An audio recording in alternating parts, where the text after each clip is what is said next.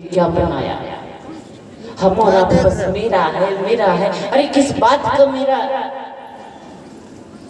एक बार एक टकला आदमी, गंजा व्यक्ति, सर पे बाल नहीं थे, चौराहे पर बैठा था।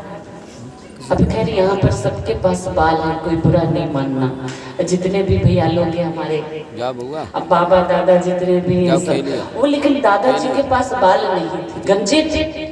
एक चौराहे पर जाकर बैठ गए और एक मक्खी उड़ती उड़ती आई और गंजे के सर पे बैठ गई। तब दूसरी मक्खी ने देखा, वो भी तुरंत उड़कर आई और वो भी आकर बैठ गई और आके कहती, अरे बहन तूने तो बड़ा अच्छा मकान खरीदा है। आहा, कितना बड़ा मकान खरीदा है। तो पहली मक्खी कहती, अरे बहन मकान कहाँ खरीदा है, अभी तो प्लॉट खरीदा है, मकान तो अब बनवाऊंगी।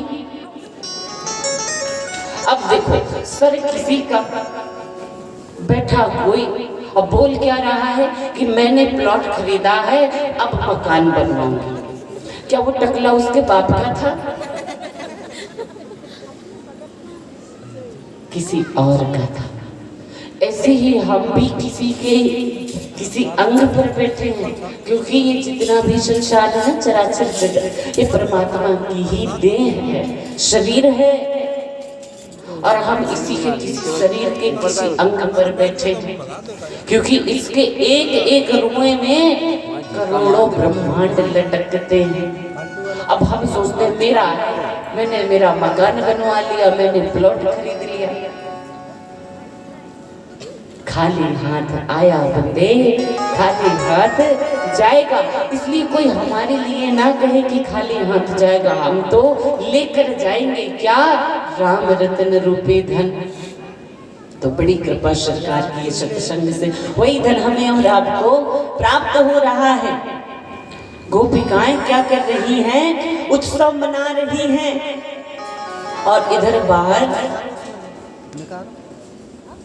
भगवान सोच रहे हैं, धन्य हो मैया, मेरे आने की खुशी में उत्सव मनाया जा रहा है और मुझे घर के बाहर कर दिया है। देखिए उत्सव तभी होता है जब भगवान का आगमन होता है। अब उत्सव को हमने एक अलग ही रूप दे दिया, हमने आप डीजे लगवाते हैं। जब हमारे घर कोई लाला, कोई नाती पोता, किसी का जन्मोत्सव, जन्मदिन यानी बर्थडे होता है, कैसे मनाते हैं? अरे उत्सव तो केवल सरकार के आगमन पर मनाया जाता है। ये है वास्तविक उत्सव, जिस पर हम और आप क्या करते हैं? आलसी बन जाते हैं, अपने हाथों को पीछे छिपा लेते हैं, सर्दी के मारे सिकुड़ कर उधर साउंड के पीछे छिप जाते हैं, कहते हम तो हैं ही नहीं इधर। महाराज तुम तो इन्हें नचवाओ, हमें तो भगवान ने हाथ ही नहीं दिए, हम तो ऐसे छिपा लेते हैं। ऐसे मनाते हैं हम और आप उत्सव भगवान के आगमन पर। अभी नाती या पोता या फिर बहू आने वाली होती है माताओं की, फिर देखो माताओं को, आहा, ऐसा लगता है कि माताओं की उम्र क्या है, अभी माताएं 16 की हुई, ऐसे दौड़ दौड़ के काम करती हैं। मेरी बहू आने वाली है, मेरे लाला का विवाह हो रहा है, इनकी दृष्टि में वो उत्सव है।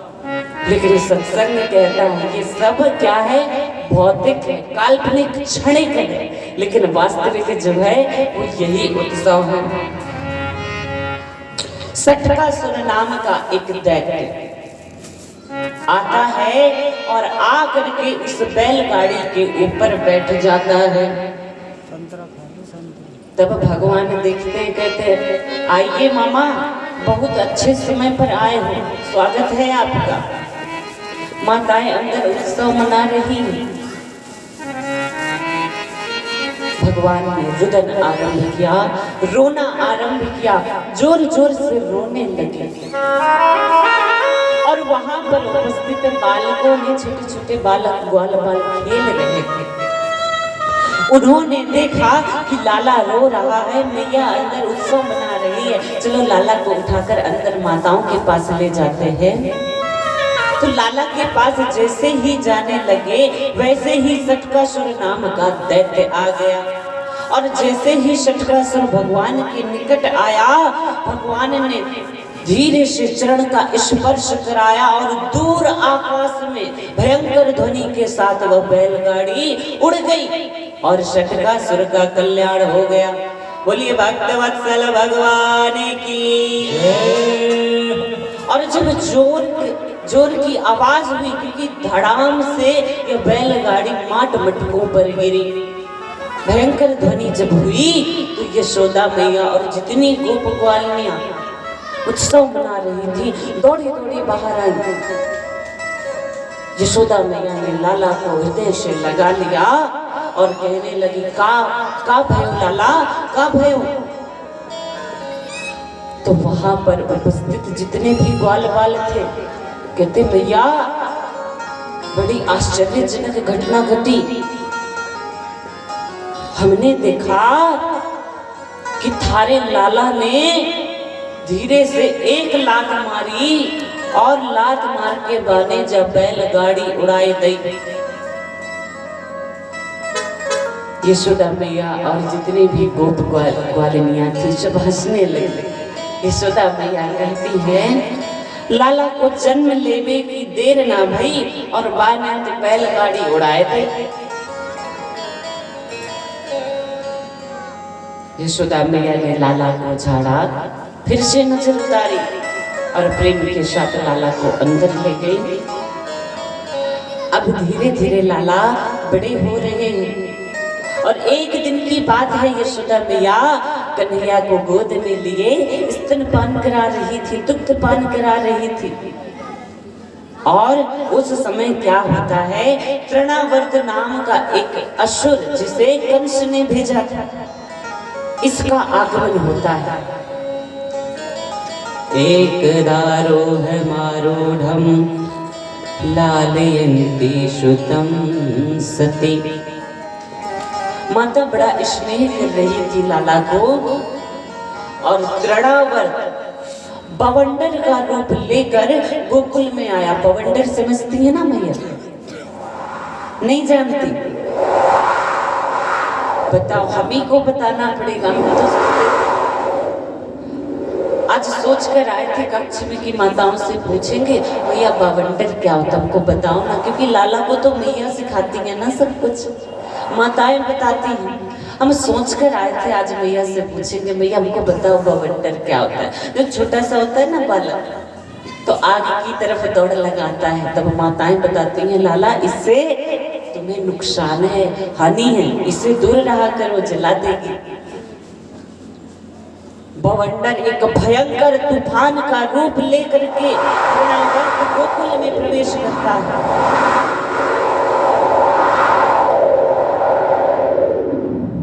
और उस समय ये सबको अपने प्रभाव में लेते हुआ, सब माट मटकी जो भी मार्ग में आता था सबको अपने प्रभाव में लेता हुआ, सबका नाश करते हुए भगवान की ओर चला आ रहा था।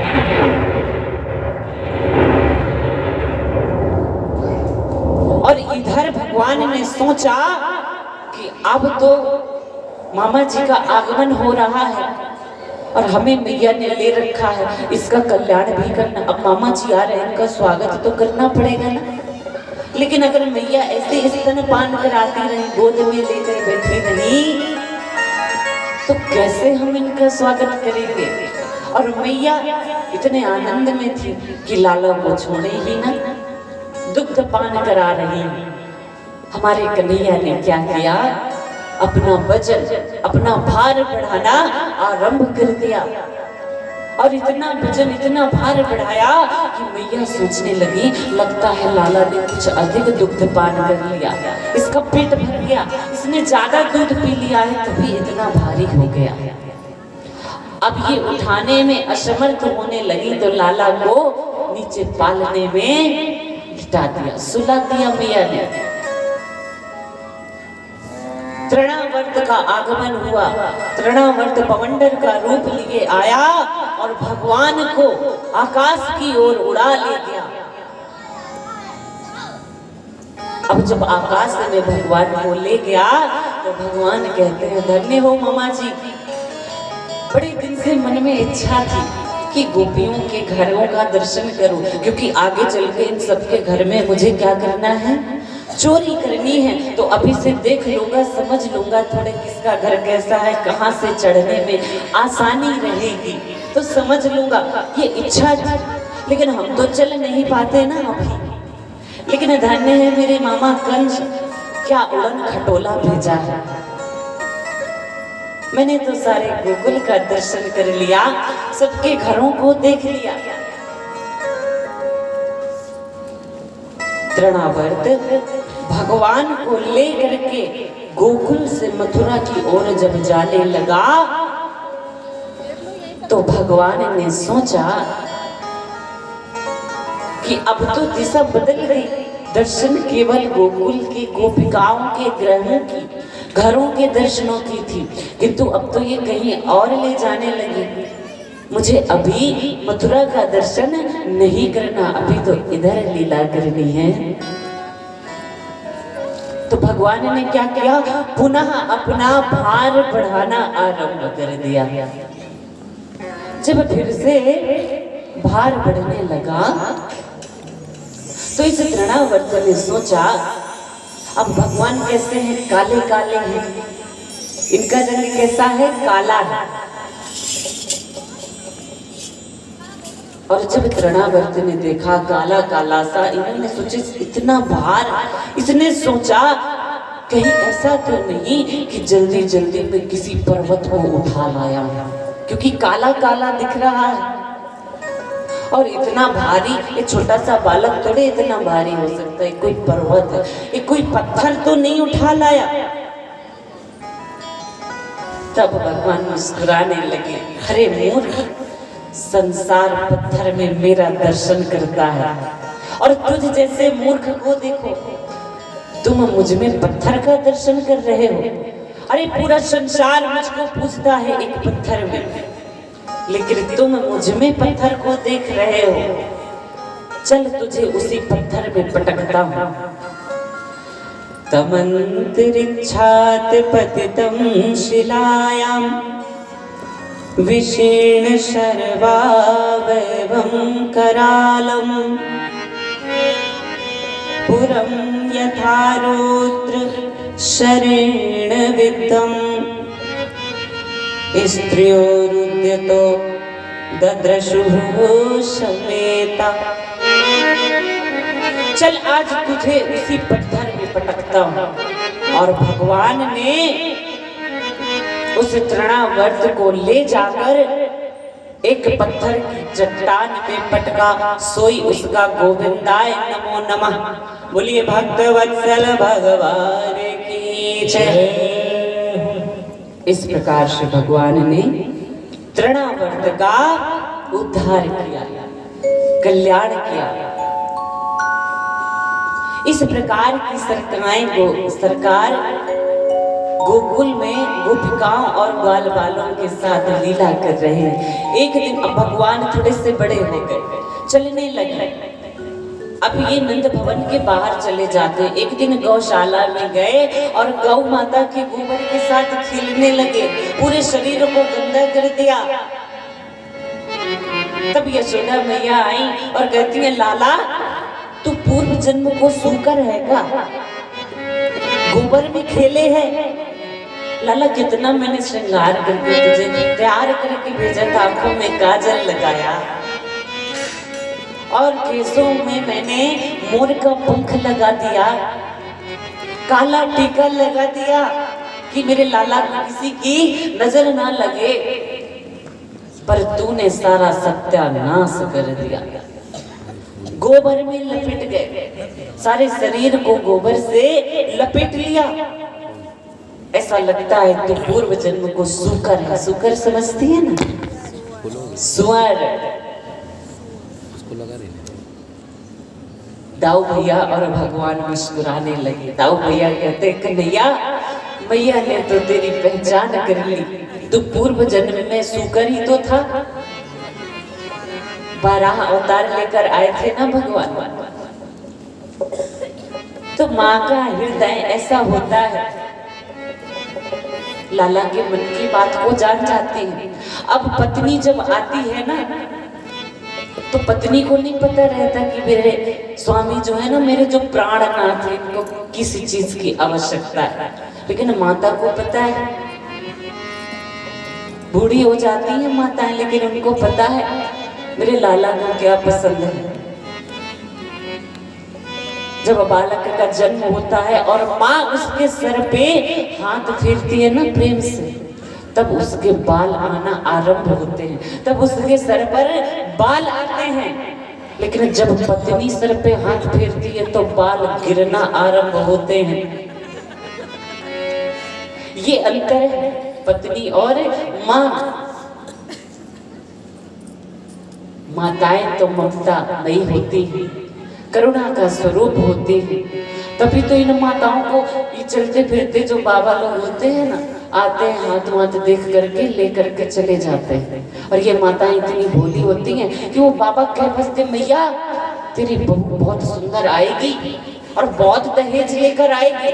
अच्छा बाबा ले, ये भी ले, ये भी ले जा, तू सब ले जा, बस मेरे लाला को आशीर्वाद दे जा, क्योंकि बाद में तो दहेज में सब आ ही जाना है ना, तो ले जा, 100 दूंगी, लेकिन दहेज में पता नहीं लाखों आ जाए, ले जा बाबा। ऐसे हैं हमारी माताएं, इस प्रकार से लीलाएं कर रहे हैं भगवान। और एक दिन की बात है, वसुदेव जी की भेंट गर्गाचार्य जी से होती है। ये तो वंश के कुलगुरु हैं। वसुदेव जी ने कहा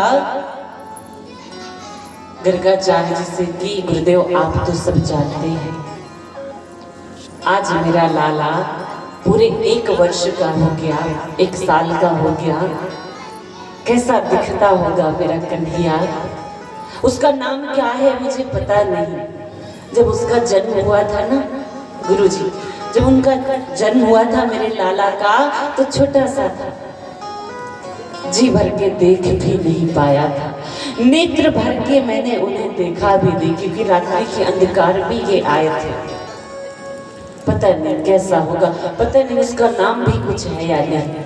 आप ऐसे करो, चले जाओ गोकुल और मेरे लाला का नामकरण कर आओ, इनका नामकरण कर दो। गर्गाचार्य जी एक दिन गोकुल पधारे। नंद बाबा ने जब देखा कि गर्गाचार्य जी का आगमन हुआ तो गौशाला में नंद बाबा उपस्थित थे, वहीं गर्गाचार्य जी का स्वागत करते हैं, सम्मान करते हैं, क्योंकि ये शब्दों से बड़ा प्रेम करते थे। और बोले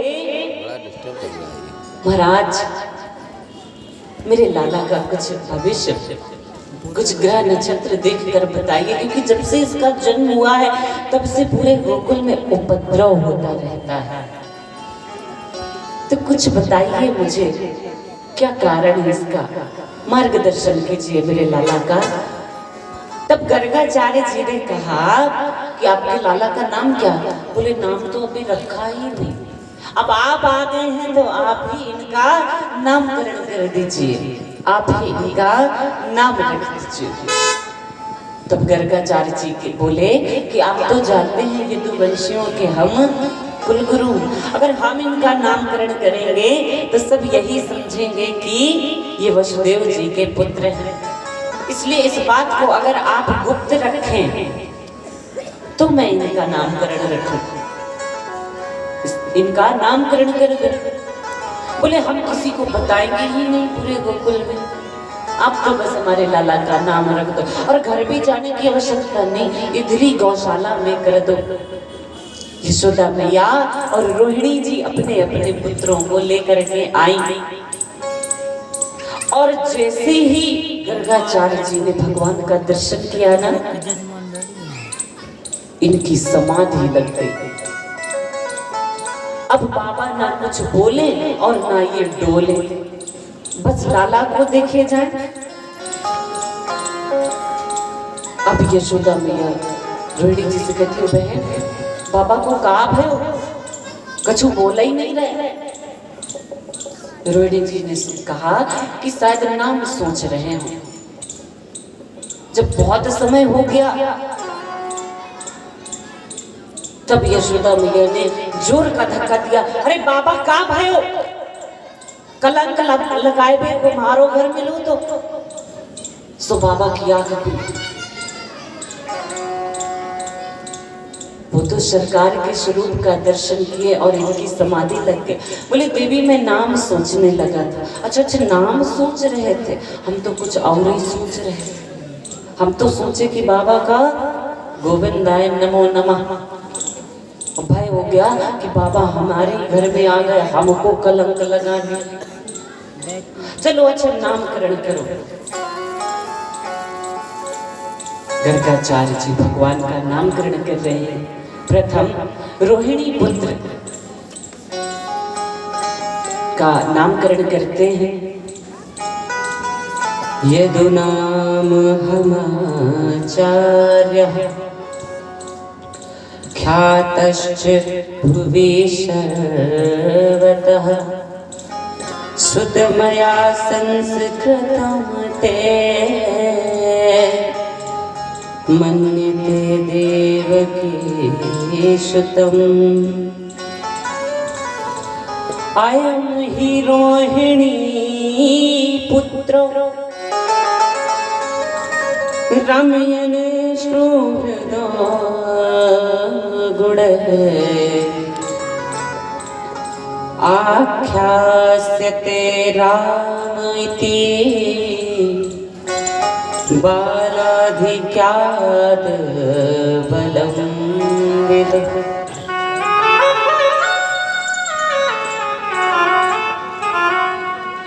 हे देवी आगे चलकर आपके पुत्र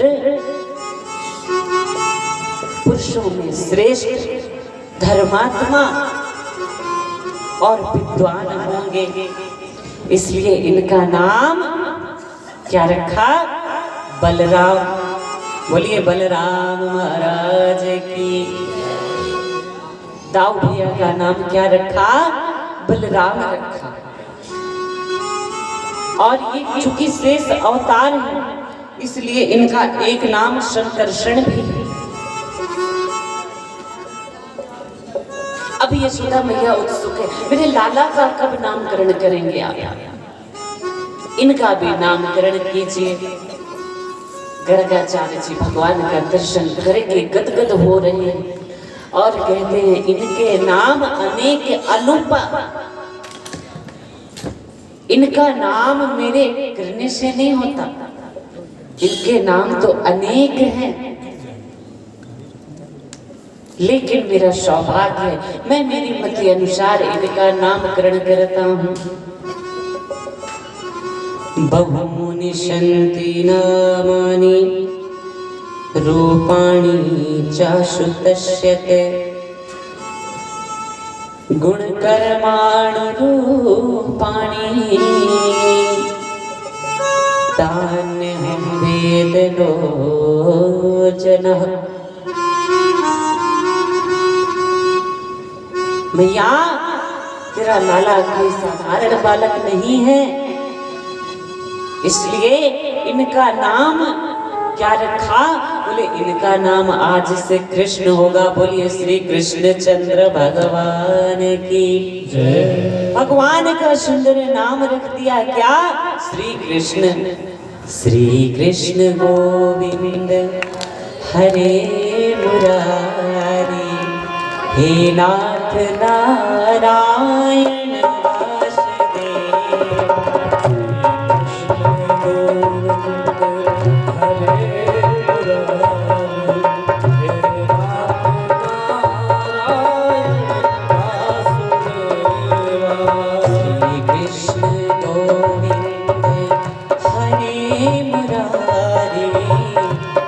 नाथ नारायण वासुदेव।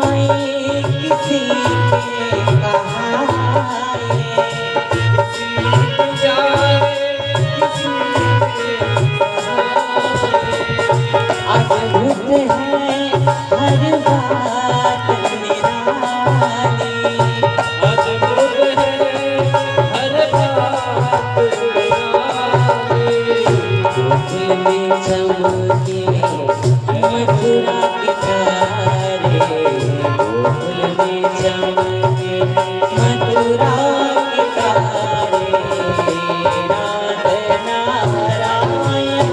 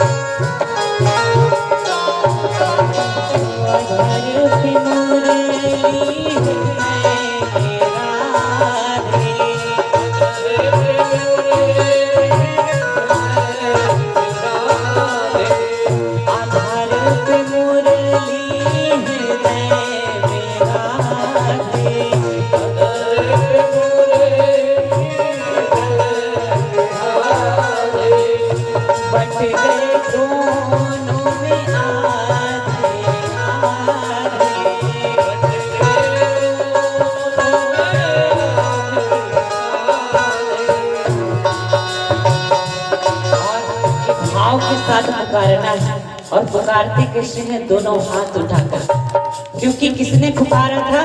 द्रौपदी ने पुकारा था दोनों हाथ उठा करके। जब तक दूसरों को पुकार रही थी ना तो ऐसे पकड़ा था दामन को, लेकिन जब गोविंद को पुकारा तो दामन छोड़ दिया, आंचल को छोड़ दिया और दोनों हाथ उठा लिए, क्योंकि वहां गए जहां ये पुकारे नाथ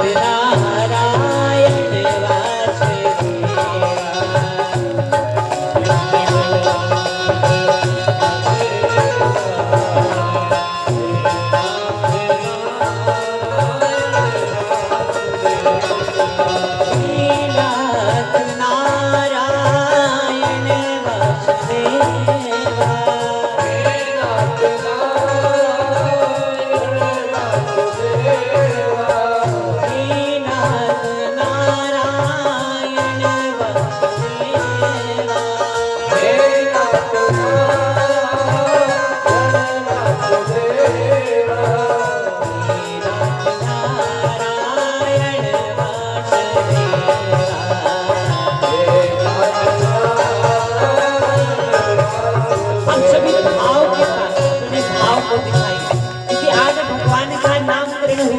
तो दोनों हाथ उठा करके सरकार की सेवा में राधे कृष्णा राधे कृष्णा राधे राधे राधे कृष्णा राधे कृष्णा